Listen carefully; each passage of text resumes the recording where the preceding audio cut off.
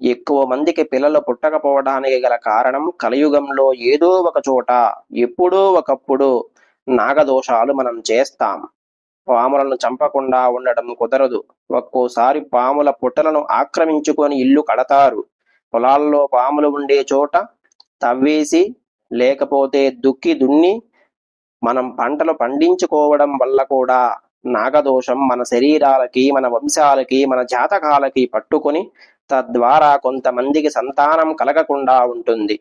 అటువంటి వాళ్ళు ఈ నాగపంచమి నాడు నాగదేవతల యొక్క దోషం తొలగిపోవడానికి నాగపూజ చెయ్యడం వల్ల నాగ అనుగ్రహం లభిస్తుంది. తద్వారా మనకి సంతాన ప్రాప్తి కలుగుతుంది. రెండవది, గరుత్మంతుని భక్తితో పూజించండి.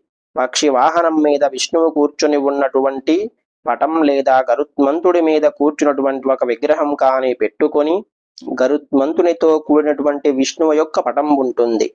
అలాంటి పటం పెట్టుకొని దానికి ఒక కుంకుమ బొట్టు పెట్టి బిల్వపత్రాలతో, మర్రి ఆకులతో, రావి ఆకులతో విష్ణువు యొక్క అష్టోత్తర శతనామాలతో పూజించండి. విష్ణు అష్టోత్తర శతనామాలతో పూజిస్తే గరుత్మంతుడు ప్రసన్నుడు అవుతాడు. గరుడ పంచమి నాడు ఇది తప్పకుండా చేయాలి.